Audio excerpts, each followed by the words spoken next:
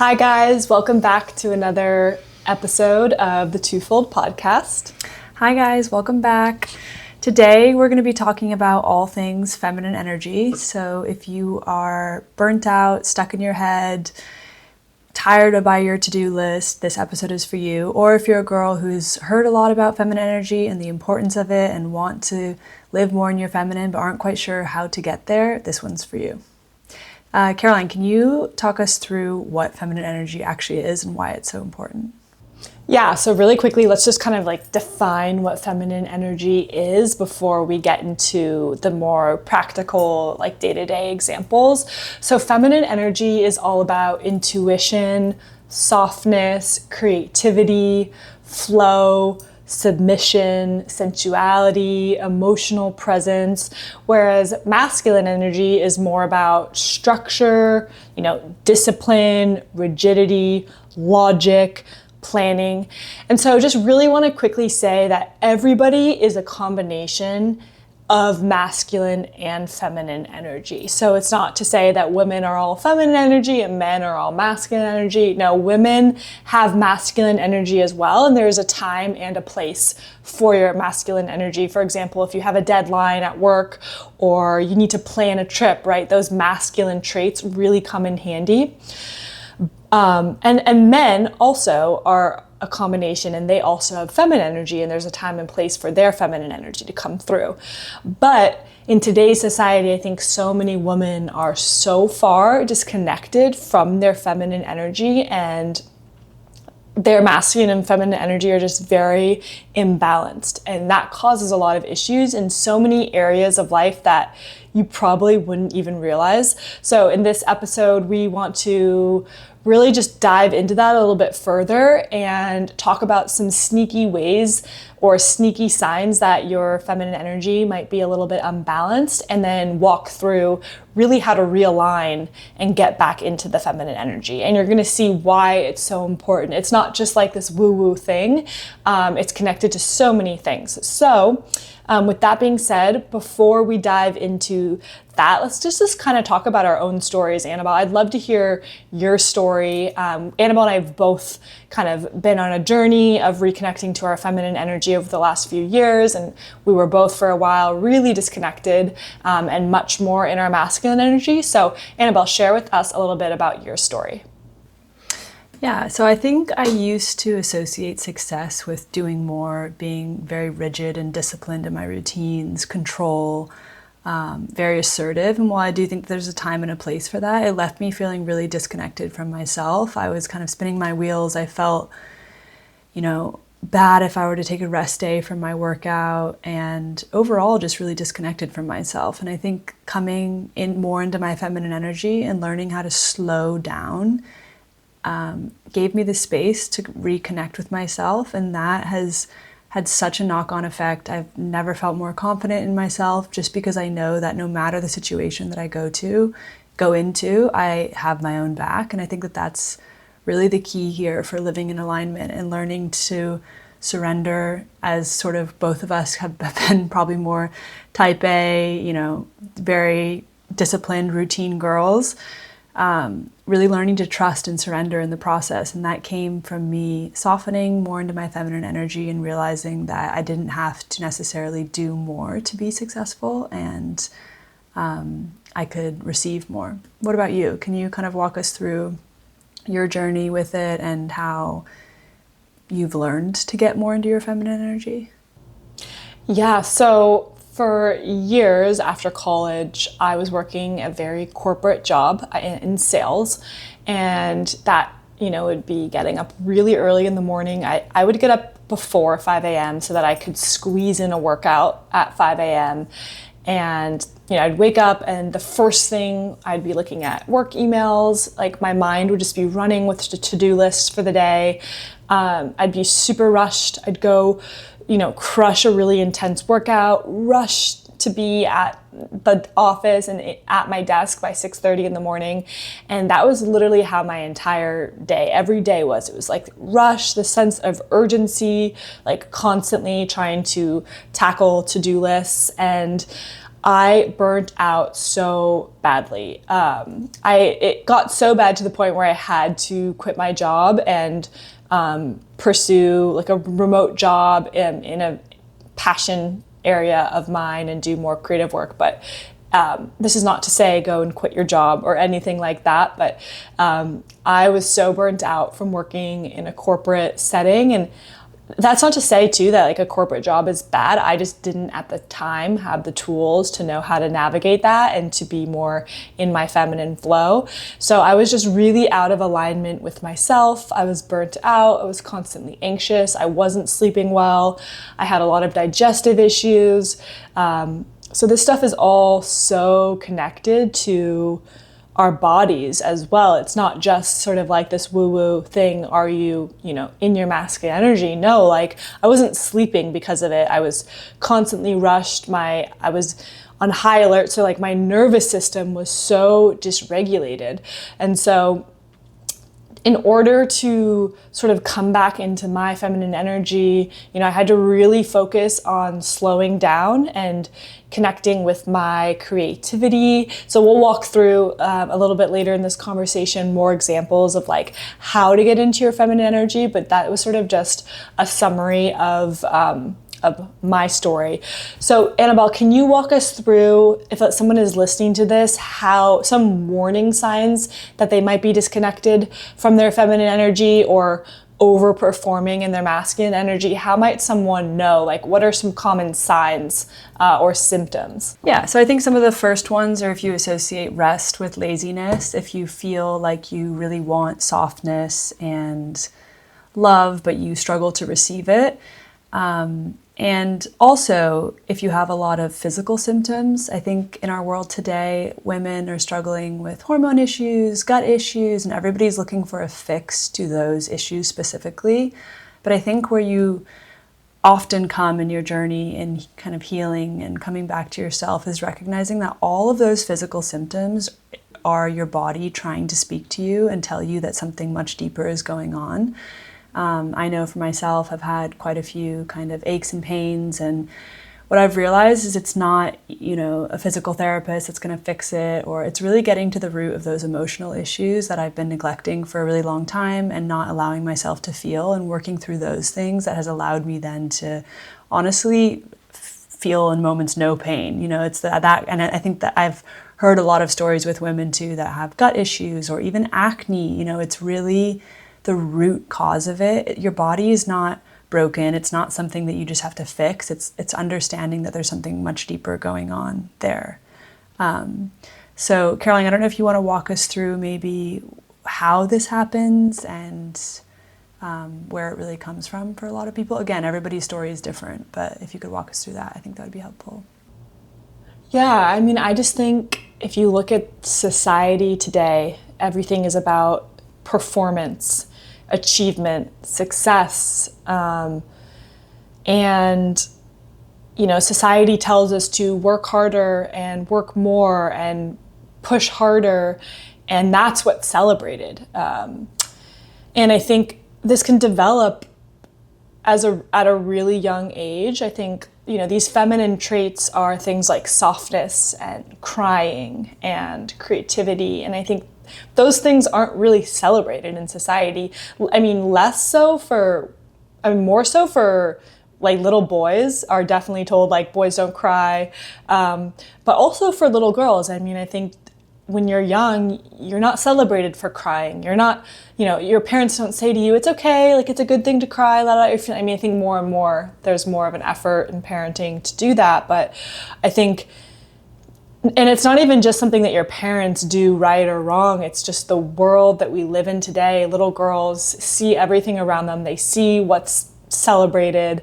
And so I think in order to feel safe, I think girls start to, they see that I need to perform in order to feel safe. I need to achieve. That's how I'm going to feel safe. That's what I'm going to be celebrated for. So I really do think for a lot of women, these tendencies to overemphasize your masculine traits, they start at a really young age. And so it's so ingrained in us, I think sometimes that it's just hard to detach from it. What do you think about that? Yeah, I think too how you grow up and what is modeled to you and what you watch is praised and not praised really impacts the way that you show up in the world. And I think that there's something to be said for how that is modeled in your kind of core family and then society at large. And I think we live very much in a society that has celebrated work hard, grind, hustle, that kind of culture. And then also it comes down a little bit to personality. I mean, I can speak from my own personal experience that I definitely grew up more as a tomboy. And I had a lot of guy friends, and I always had this mentality of like wanting to run with the boys and be as tough as them and beat them in sports. And that was the culture that probably shaped, I then went on to become an athlete. I was very competitive, and all of that just pushed me further and further down this, success and grind kind of culture. And that's not to say that there aren't great elements of that. And as Caroline said, there's always a mix between the two. But I think I got to a point where I was, quote, trying to run with the boys as a way to prove myself rather than because it was coming from truly what I necessarily wanted. And I think that's really the key with when you begin to get back in, or if you're on the process of wanting to get into your feminine energy, because I think it's also something that's talked about so much, but it's like, if you haven't experienced what that feels like, it feels unsafe in your body, whether you're aware of it or not. And your body is, very smart, and it's designed to keep you alive. It's not necessarily designed to meet your goals or what you want to do. So if you're conditioned in that way, I remember at least people would say things, about feminine energy or being aligned. And I was like, okay, but what does that actually mean? Like, if I don't know what that feels like in my own body and you're talking about it to me because you're experiencing it, I don't know how to get there. So I do think it would be helpful, Caroline, if we can break down for people that are really in that kind of survival mode, not quite sure where to start, a few things that they can do, and then also what to pay attention to in your body, because I think that's the thing that you have to slowly get connected to, and letting that be what leads you rather than your mind, because we get too attached to wanting to justify things, rationalize things, be super logical, and letting your body lead is ultimately what's going to bring you back into a connection with yourself. So how can people, if they really are in that survival state, like what are the first few things that they can do? Yeah, so I think you don't need to like do more to be in your feminine energy, right? That's like almost inherently masculine. I think it's an energetic shift, and it's almost about like remembering who you were when you were a little girl before society kind of started to impact the way that you operate. But yeah, let's just walk through some like tangible things that people can start implementing literally today in order to connect with their feminine energy. So I think the first one, and this is something I struggle with, is to slow down. Slow down in every aspect of your life. Eat more slowly. Walk more slowly, speak more slowly. I feel like we all have this urgency in the way that we move through the world, where even my dad is always telling me like, when did you learn to eat so fast? Like, I think that he always tells me I learned it in college, and it's so true. It's like in college, you're like, I have to get to the library, I have to study, I have to get to my next class. Everything is so go, go, go. And yeah, so I think just practice slowing down. Eat more slowly, speak more slowly, move more slowly, like you are not in a rush. That's a big one. What about you? What's a big one for you? Yeah, I think that I struggle with that one as well, and I have to be really conscious of it. And sometimes it feels uncomfortable for me, but it actually, I recognize, makes such an impact when I do slow down. Even just taking a deep breath before I start eating, that one definitely helps me. I think another one is getting back into your creative energy rather than just consuming. I think we live in an age where there is so much information to consume. People are scrolling all day long. It's stimulation overload.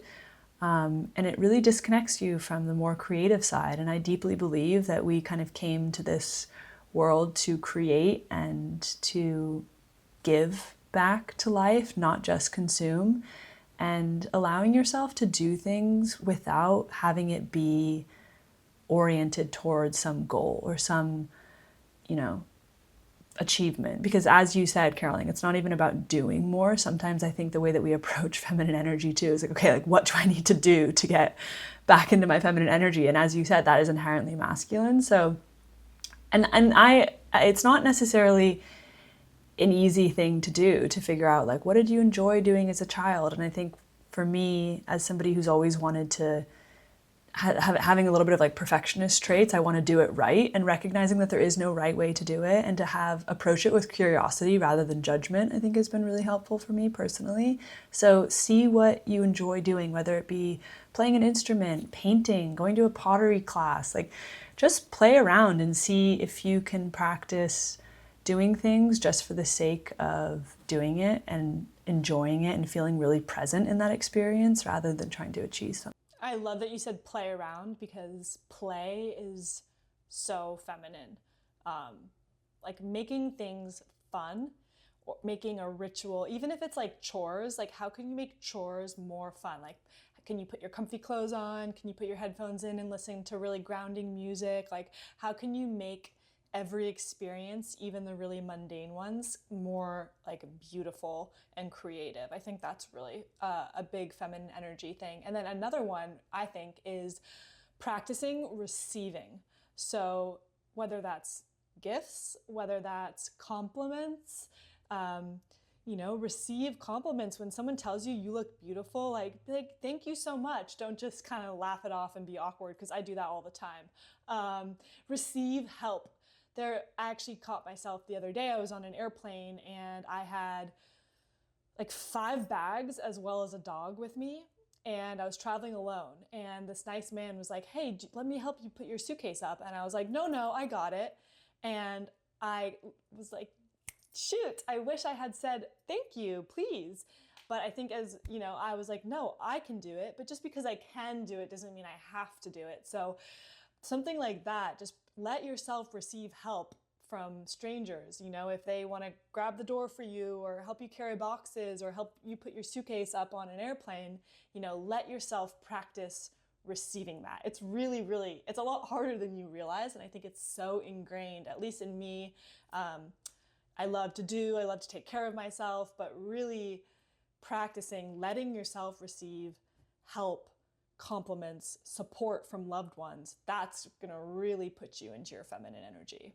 Yeah, one final one on that as well is feeling things instead of trying to fix them. I think anytime, if you're a very self-aware person, anytime you have a feeling, I watch myself sometimes like wanting to fix it or be like, why do I feel this way? And trying to understand it in my mind and, what is underneath this? And it can get a little bit too rigid, and just recognizing that I'm safe to feel my emotions, and I can feel good and I can feel down, and it doesn't have to mean something. So just really paying attention to the story that you attach to your experiences as well, whether that be your emotions or even, as Caroline was talking about, receiving.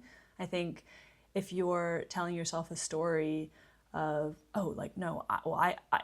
take 2 examples, say that you actually can't physically lift your bag and put it into the overhead compartment. You could tell yourself a story of like, oh, well, I'm weak, I depend on. That's a very different story than if you recognize somebody's just trying to help you and being appreciative for that. So I think just paying attention also to the way that when you are receiving a compliment, the story that you're telling yourself in your own mind, and reinforcing that it's a positive thing. Because I think there's often the trap of, when you're trying to lean more into your feminine energy, if you've been conditioned in a certain way, it's too easy to then be like, oh, I'm being weak, to kind of associate it with these stories that we've told ourselves as a way to stay safe. And that kind of blocks your ability then to receive or actually connect to that feminine energy. And it then becomes more performative rather than embodied, if that makes sense. I'm not sure if you have any thoughts on that, Caroline, that you want to add.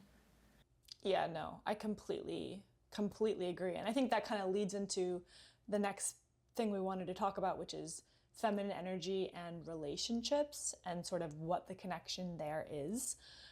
So feminine energy really is about attracting, right? So we attract, we don't chase. That's like my favorite affirmation and mantra, is that, I attract, I'm a magnet for all of my desires. If you think about how we are biologically created in this world, feminine energy, eggs don't chase the sperm. The sperm are swimming towards the eggs. So the egg just sits back and receives the sperm. Like, that's how life is created. That's the most feminine and masculine balance right there. And I do want to say too, this is not to say that the female has to be the feminine in the relationship, and that the male has to be the masculine. Relationships require polarity. They just do. It's just a fact of life. Of course, we're all a balance of both, but relationships, successful, healthy, long-term, thriving relationships do require polarity. There's like a ton of research out there about this. A ton of books are written. If you would like any recommendations, I can share some, but they do. Relationships require polarity. And so I know plenty of successful relationships where the man is actually the feminine one in the relationship, the more feminine one. He takes on that role, and the woman takes on the role of the masculine. And that's totally fine. That works. It has nothing to do with gender, but you do need polarity. So the most important thing is to really identify who you are and your tendencies and your needs and your preferences. And you have to make sure that you're with someone who complements you in that sense. But, being in your feminine energy, it really is, you are magnetic as a woman when you are in your feminine energy, when you're regulated, you're open, you're grounded in yourself. That allows a space for a very masculine man to rise, and it creates an amazing dynamic in relationships. I'm just giggling to myself because I think in relationships especially, you can get in your head about things, and I don't know if you've ever had this experience of just like having a mantra or something ringing in your ear, but when you said that, I am so lucky to have the most supportive, loving sister. And what I always hear in my ear is you telling me, you're the prize. Like, get that straight. You are the prize. And I kind of have to chuckle and say to myself, I'm the prize. But no, I totally agree with everything that you're saying. And I also think that it's just important to recognize what stage you're at in your life and the kind of relationship that you're looking to attract, and taking full responsibility for that. If you say that you want certain things, then you, as Caroline said, like, you attract and you're a magnet. And if you're not getting what you want, it's not about then pushing and trying to control and trying to manage the situation that's going to get you what you want. You have to also honor then what you've said, and especially in kind of, this is different for longer term relationships perhaps, but especially in early stages of dating, if you're not getting what you say that you want, then it's also on you to walk away and to not, stand for something less, and to really be fully in your feminine energy and recognize that it's your responsibility to regulate your emotions, and it's not just to be taken care of and outsource everything to the man. I think that a really masculine man is not looking for somebody that he has to baby or parent, and I think that the really masculine side of wanting to provide comes through when you have a woman that is able to regulate her emotions and be, a partner in that. So yeah, 100%. I so firmly believe in dating, especially in the early stage. And this is not to say like the girl or the feminine should never be the first one to text. Like, no, we're not saying that. We're not being extreme.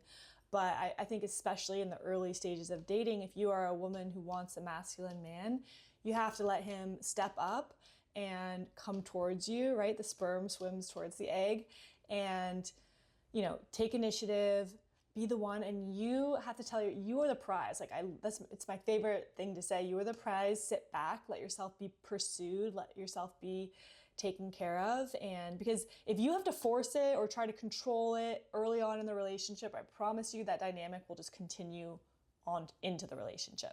And by the way, again, if you are more in your masculine and that's what you want, then that is okay, right? But it's just really knowing what you want and what type of energy you want to embody.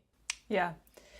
Should we move it on to feminine energy, manifestation, faith, kind of how you relate to your life too as a whole? Because I think relationships are part of, what do you want to bring into your life? Who's the person that you want to be? How do you want to show up in your life? All of these things are very interconnected. So let's maybe talk a little bit about that. Yeah, I think, I mean, we love talking about manifestation and the law of attraction. That's definitely like one of our core pillars of things that we like to talk about. So would love to sort of link back feminine energy to that. So it really goes full circle. But I think for me, what comes to mind here is you don't have to force or control or try to manipulate to reach your goals. You simply, this is a manifestation thing, right? Is you have to align your energy with that. And that's, I mean, it's feminine energy is really the manifesting energy. It's about letting that come to you by aligning your energy with the thing that you want. So you're not trying to force, manipulate, you don't have to force your dream life, right? You have to align. You do have to take inspired action. But I think, yeah, it's feminine energy is very, very spiritual, and it's rooted in trust and believing that your dream life is already your dream life, which is really what manifestation is all about, right? It's about aligning yourself and then believing that it's already yours. Yeah, trust is the word that really pinged me there. Trust and surrender, I think. I think this is something that I have particularly been working through in my own life, is recognizing that if I have a really clear image in my mind of what it is that I want, that I have that desire because it actually already exists somewhere. And it's not my job to figure out the how. It's my job to align my own energy inside, which will then enable me to take aligned action towards my goals. So it's not about doing more and hustling more. And I think that I have at times tried to figure out the how. And then I realize that I'm not actually trusting and surrendering. And often it unfolds in a way that you couldn't even imagine in your mind. Like you have to have a little bit of trust that the universe has your back and start from that belief. And then from there, recognize that once you come into the present moment and you align your energy, you will know what action step to take. And I think too, I found myself just observing my own patterns and behaviors. And if I really am honest with myself, there are moments where in the past, I might have thought that I was being really productive, but I was actually just spinning my wheels and I wasn't actually really getting anything done. Like I just was kind of stroking my own ego, thinking that I was getting a lot done because I was super busy and I was doing all these things, but it was coming from an energy of panic, honestly, and scarcity, and I wasn't really moving the needle. And it was only when I sat in the silence and the stillness and the unknown of like, I genuinely don't know what next action step to take, that and I got really quiet in that space, that something would then come to me and I would know what to do and I could take action from a place of feeling really aligned. And it's not about doing, not working, it's not about, you do put in effort, but the effort comes from a place of, the way I could describe it is it comes from a place of flow. It almost like time starts to go by really quickly and you feel like you're in a creative energy, and those are the things that really move the needle forward, rather than just in the other case, when I was saying that I used to feel like I was being really productive, it was almost as if I was just trying to tick things off of the to-do list to make myself feel like I was being busy and productive. But if I zoom out on the broader, trajectory of my life, the actions that I can realize had the most impact were the ones that were coming from an aligned place. And it's not necessarily by doing more, if that makes sense. Caroline, I'm not sure if you've had a similar experience or can speak on that. Yeah, no, I totally agree. It's really about, I think, just like to sum it up, just listening to everything we've said, it's like about feeling. Like feminine energy is really big about feeling and not doing. And when you feel and you're aligned, the inspired action will follow. So I love that. And just to wrap things up, I want to give our listeners 5 very tangible things that they can do today to embody their feminine energy. So let's do like a little rapid fire. I'll kick it off. I think number 1, start your morning slowly. If you have to wake up a little bit earlier to give yourself a slower morning, do that. Set your alarm just a little bit earlier. Start your morning with your breath, with connecting to your body, with journaling, because before you start planning your day, before you start doing, this is going to really bring you back to your body and bring you back to feeling, which is very feminine. Yeah, on that theme as well, practice doing things throughout your day slowly, walking more slowly, speaking slowly, eating slowly, and just try to really be present with the things that you're doing. And if you fall off, just don't shame yourself for that. Just come back and recognize that you always can start again. Yeah. Ask yourself regularly, check in with yourself regularly, what would feel good in my body right now? I think we get so disconnected on what's next on my to-do list, what's my next calendar item. Sometimes it's okay to have less stuff planned in your day and be spontaneous and flow. This one's really, really hard for me. I've tried to stop blocking off every hour of my day and just slow down and say, what would feel good right now? I don't need to know what happens in the next hour. What would feel good right now? Maybe it's a quick walk. Maybe it's a quick meditation. Maybe it's cooking a really beautiful meal. Maybe it's listening to your favorite song or your favorite audiobook or your favorite podcast. So ask yourself that question regularly throughout the day. Okay, this next one I love and I feel it's just so great every time I do it. Give another woman a compliment, whether it be a friend, a loved one, or even just somebody you see on the street. I feel like the other day I said to a woman, like, I love your shirt. And it was just watching the way it lit her up made me feel so good. And I think it also allows you to receive compliments or help yourself more easily. Yeah, totally. And then lastly, let someone else help you.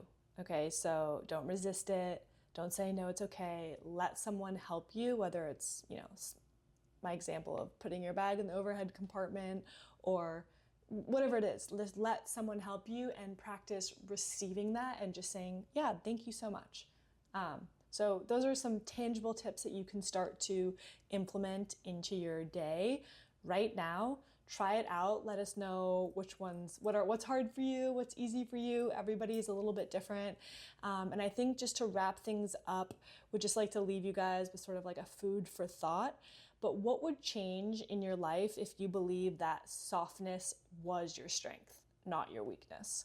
So it's like a good journal prompt, a good thing just to think on, and let us know your thoughts. Yeah, I love that. And just visualize, how would you show up? How would she walk? How would she move? How would she think? I think that's a great one to journal on and visualize, and let us know in the comments. Thank you so much. Thank you guys. We'll see you in the next one. Bye. Bye.